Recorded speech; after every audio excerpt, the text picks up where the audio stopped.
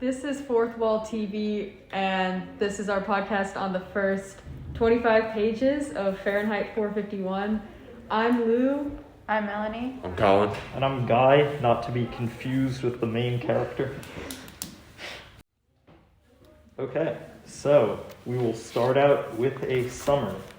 So the book begins with Guy Montag, who has just finished a long day of burning books, and he's returning home. He feels that someone is following him, and he turns around to see Clarice, who walks with him, and they're walking together, and they talk about his job, and she makes him question his profession. He gets home to find that his wife has actually overdosed on pills, and he calls the doctors to get her stomach pumped, and when the next morning she actually does not remember that happening at all. And let's see, the next day after he talks to his wife, like she doesn't remember anything. He goes back to his work, his job, and becomes like pretty paranoid about this mechanical hound that kind of like works for the fire station, and that's just about like where it ended. So yeah, I think Clarice was a very peculiar character to introduce so early in the book. Like, she's self-proclaimed insane. Like on page 5 she says like, I'm 17 and insane, and just like it's just being like, I guess, weird a little bit, the way she like flaunts it to him and says like, oh, my psychiatrist this and my doctor that, and she definitely does make him question things. Yeah, I think that was funny. I mean, some of the first things that she says to him is like, do you read any of the books you burn? And like that right away, that's like, the way that she says that to him, like with just such like directly, like he doesn't really even know what to say. And then also later in the book, she asks him straight up, are you happy? As he's like walking away from her. And he doesn't know, like he really doesn't know what to say. Like his life, and I think that like kind of how she calls herself insane. The insanity, I guess, of her is that the only thing that Guy describes coming from her house is laughter with her family. And then the only thing going on inside his house is his wife watching TV and like overdosing on pills. So I think that it's kind of like maybe the insanity has kind of become what we probably consider as the norm. And then whatever Guy and his wife are living, where they like are like struggling to remember how they met and stuff like that, is kind of just like kind of how this situation is evolved. And I think that Clarice asking these questions is very like indicative of like how the world has changed, I guess. That's really true. Mm-hmm. Yeah. Also like also when you said that when she the first thing you said, Do you read any of the books you burn? Yeah, do you read any of the books that you burn? Like, that's automatically a red flag in this society. Like, we don't really know why they burn the books, but like, I guess that's also why she proclaims herself as insane. I also just like, Guy, you mentioned there's a lot of foreshadowing in this, like when you were giving the summary, like he felt like something was odd right before Clarice comes up to him after work. And I feel like there's foreshadowing with Clarice's uncle when she was mentioning like him. Like, I feel like he might read books or is like a librarian or like collects them or something along those lines. Also, when Clarice approached him initially and then was like, oh, you're a fireman, a firefighter, a fireman, whatever, like, I didn't expect that from you.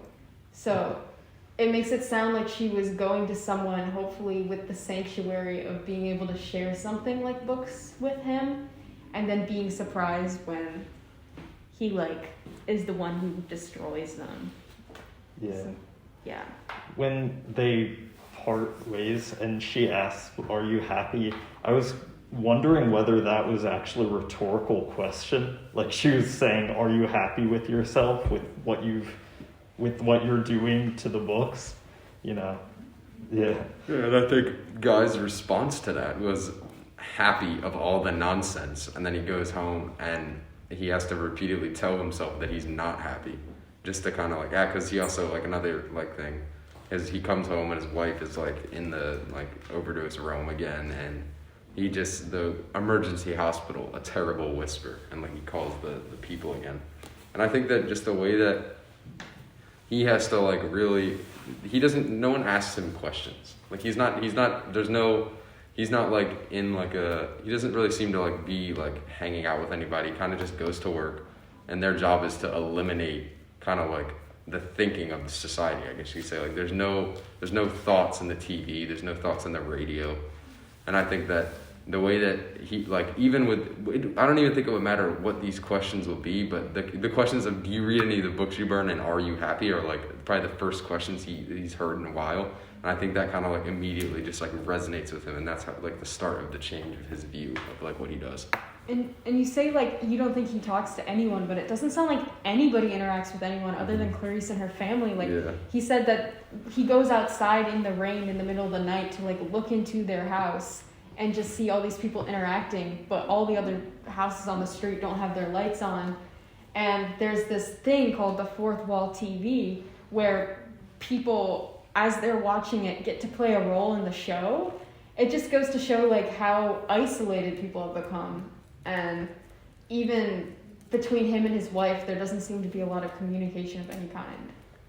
And I think like the only thing, his wife's like existence revolves around getting this line in the mail that she's supposed to read when the TV comes along to her. And like the thing that she's like, oh, it's only $2,000. We need to get the fourth wall put in. And he's like he's just like, as soon as like Claire started asking these questions, he's wary of that, and he's immediately like, well, I don't know about that. Like that's also like a third of my salary. Yeah. And, but and she's also kind of like deaf to it too. Like she just, I don't know. They have a peculiar relationship. Yeah. And like he got like later on in the book, he talks about how he lost a bet, like something about the Hound, I forget. But she got mad at him because he lost like a week's worth of salary, and I'm like, babe, you're not doing anything. Yeah. And it's just weird, because like the Hound is like also like represents his like fear of technology, but like he's also like getting rid of that like by his job at the same time. No, and like his wife is constantly attached to that at home, and like it's the only thing she does other than like pop pills. That's exactly right. He is afraid of technology. You kind of feel it because it like when he approaches the Hound and he becomes super like out of the blue, he becomes really paranoid. Yeah. And you didn't really get that from him like earlier in the book until he like approaches this Hound, and then he's like, somebody could have programmed it to like attack me. And it feels unexpected coming from his character, but it also might be revealing that there's more to like his history. Is there something you wanted to bring up? I don't know. We briefly discussed the foreshadowing. There were a lot of things about foreshadowing in here. Right in the beginning, Montag talks about how he feels as though someone's following him. There's some very interesting, there's like breathing, or was the atmosphere compressed merely by someone standing very, very quietly there, waiting on page 3. That's cool. They're like, when he comes into the room, into his bedroom, he refers to it as a mausoleum, which we know is where dead people are kept. And then what do you know? Yeah, his wife had a near-death experience overdosing, which is definitely foreshadowing. Yeah. And also talking about how he feels like seen, like I don't know, like not seen, but like observed. When the people come in, like not the MDs, I don't know what the fuck. The people that come in to extract the blood from the wife, he talks about them like, he says the eye, and it just reminded me of The Handmaid's Tale, like the eyes that would see everything. And it's just weird. Yeah. Oh, also when we were talking briefly about like his fear of like mechanicalness stuff. Like when Mildred, his wife, is getting toast like made for her by like this metal hand, it's described as, and then like I'm trying to find the quote. He like kind of just accepts it, like the way that it's written.